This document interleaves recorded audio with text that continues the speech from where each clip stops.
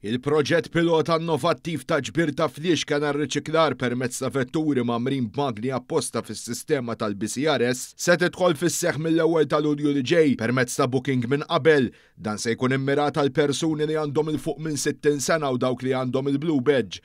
Wara li l-Prim Ministru Robert Abela ħabbar l-inizjattiva l-ħadd filgħodu inqas minn 24 siegħa wara ġew żvelati d-dettalji, inkluż bl-ewwel 20 lokalità fejn se jiġi introdott is-servizz b'xejn.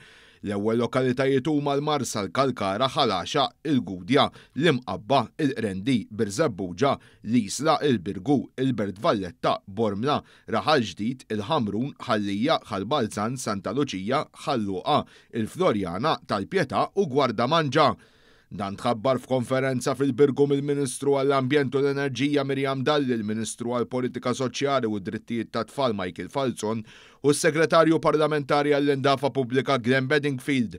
Bedingfield spjega kif dan is-servizz ġdid mhux biss risposta għal sfida prattika imma konferma ċara li n-nies huma dejjem fiċ-ċentru tal-ħidma tal-Gvern.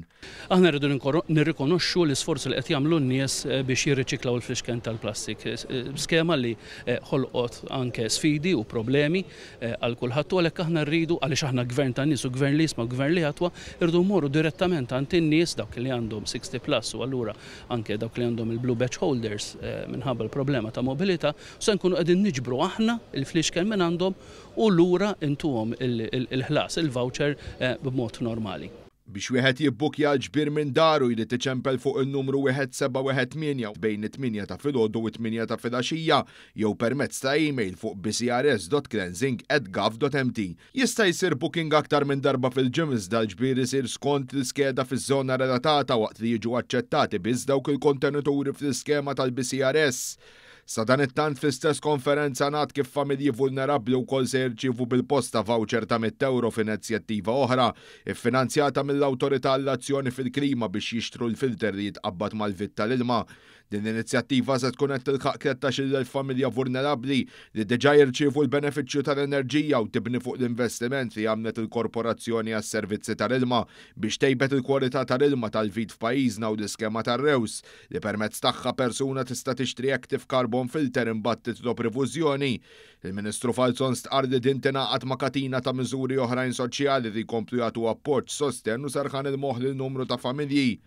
Din inizjattiva li tu pjaċir taħdem ma' ministeri oħrajn hija inizjattiva verament rridu nkomplu ntejbu l-kwalità tal-ħajja tan-nies u allura hekk qed nittargetjaw dawk in-nies li jieħdu l-benefiċċju ta' enerġija biex jingħataw voucher.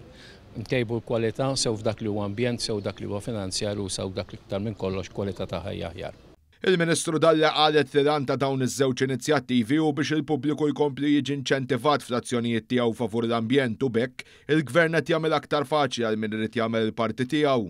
Dawn huma żewġ inizjattivi li permezz tagħhom qegħdin inwasslu l-messaġġ lin-nies l-ewwel nett morru għall-ilma tal-vit għaliex b'carbon filter fejn il-Gvern qed jgħin l-ilma tal-vit huwa tajjeb u huwa sigur biex jinxtorob. Għalhekk li qegħdin niffukaw b'mod partikolari fuq dawk l-iktar vulnerabbli fis-soċjetà tagħna, il-familji li f'pajjiżna jieħdu l-energy benefit li ser ikunu qegħdin jingħataw voucher ta' 100 euro biex ikunu jistgħu jinvestu f'carbon filter għad-dar tagħhom.